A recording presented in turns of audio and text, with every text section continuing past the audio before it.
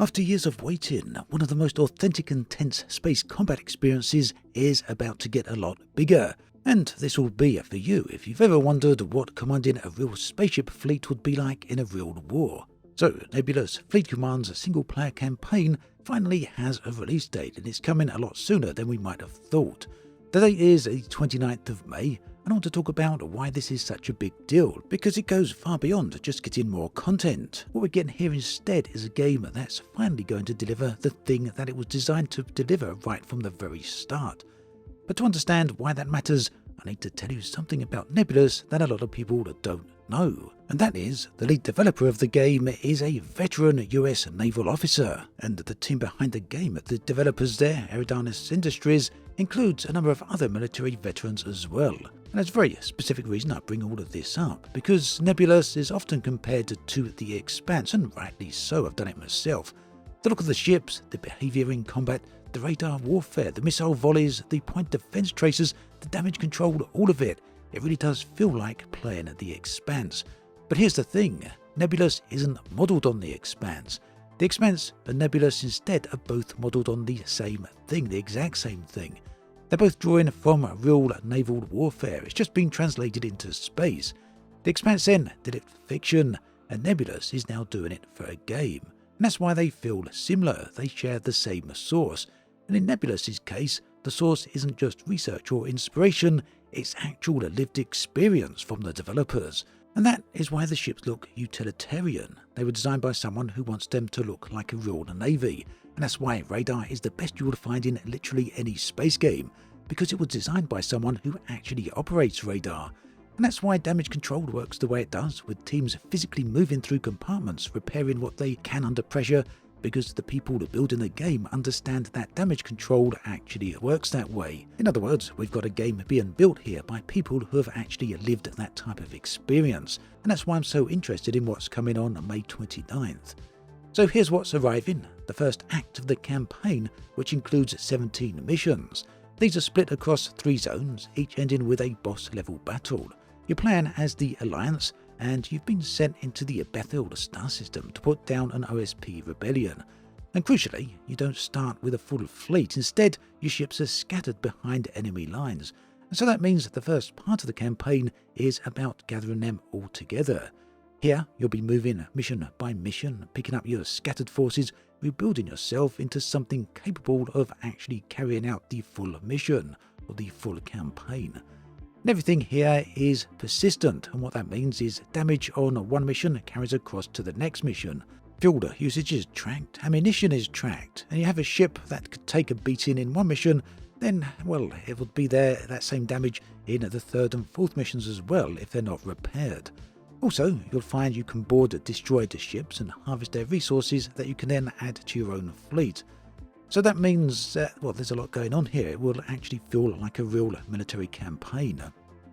And also, you can see straight away why this mode is, well, it's the thing that Nebulous Fleet Command has really been reaching for the entire time. It really has been the main goal. Because when you really think about it, the way I described the warfare and the design of the game at the start, inspired by real-world naval warfare, it means you've got a game here that forces you to think like a real fleet commander. For example, do I push forward here, or do I consolidate? Do I commit this damaged cruiser, or do I hold her back to make use for her later on when I really need it? Do I stay in a contested area to salvage supplies I desperately need, knowing that a patrol could catch me vulnerable? These are the puzzles that the game puts in front of you, the challenges, the decisions that you'll have to make. And these are the real shape of military decisions, and the team behind the game here really know how this would work. So the devs have shared with me the trailer that we've seen on the start of the video. We've also got some B-roll footage here of 2 missions from around the midpoint of the campaign. And they give a really good picture of what is actually going on here and what the game feels like. The first is called Glimmering Reach. You arrive in a cluster of asteroids in the rings of a gas giant called Fortuna. And here you'll find the last ship of your scattered fleet, the heavy cruiser ANS Nomad Giant. And she's under heavy fire and outnumbered by OSP-aligned ships. The mission then is a rescue one, and you need to intervene fast enough to save her, and you need to do so using the terrain to your advantage. Here, the asteroids break up the line of sight, and they give you cover as well. They also create radar shadows, which is where the really interesting radar gameplay comes from, and this is where all of that granular simulation starts to really pay off. Because obviously what the developers are going for here is some real heavy tactical gameplay. Now the second mission is Blackwell Shipyard, and this one is, well, it's one of my favourite out of what we've seen so far because of what it really says about how the campaign plays out. Your objective is to disable a moderately sized OSP shipyard on the other side of Fortuna's rings. If you can disable it, it splits the OSP's priorities, it weakens their blockade, and it stops them turning more cargo ships into warships. But here's the thing, once you've disabled the yard, there are supplies sitting there, things such as fuel, ammunition, salvageable material, all the things that you're going to really need, and that means you have a choice. You can leave, mission complete, or you can stay and take whatever you can carry.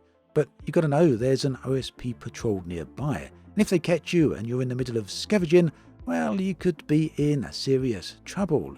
It's kind of a commander's dilemma, if you will. It kind of feels like you're being forced into a real tactical and strategic military decision. And then on top of this, there's the campaign editor. So the 17 missions that are going to arrive, they're not the only missions, there will be further ones later on. But on top of that, on day one with this release, you're going to get a campaign editor.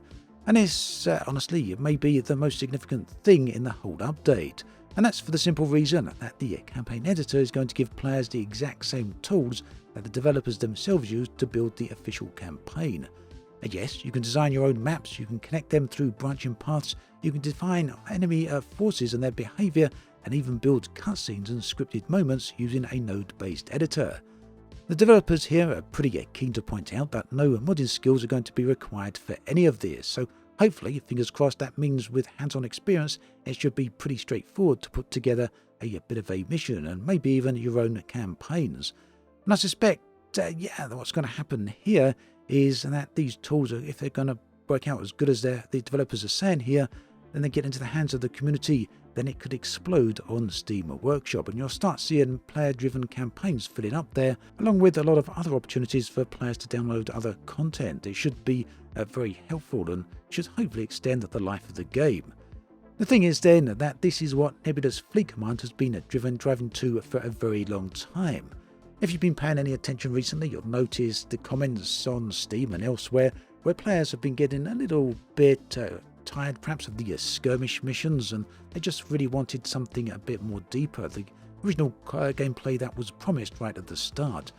So it looks then that the developers are finally delivering on that, but they're going above and beyond here with including that campaign editor. This should really extend the life of the game in a very good way. Interestingly then, my takeaway point here is that Nebulous Fleet Command is very different to what you may think of in a traditional tactical or RTS type game, especially one set in space, because what's going on here is there's real-world military people involved in actually developing it, and I suspect that is going to have a heavy influence on the way the game plays out. I have played through the skirmish missions quite a few times, and that is very much apparent, so I'm very much looking forward to seeing how this actually is implemented when it comes to the campaign. At any rate, let me know what you think about all of this in the comments section below. As always, thanks for watching. There is another video on the screen right here if you want to check that out. Do take care, and I'll catch you next time.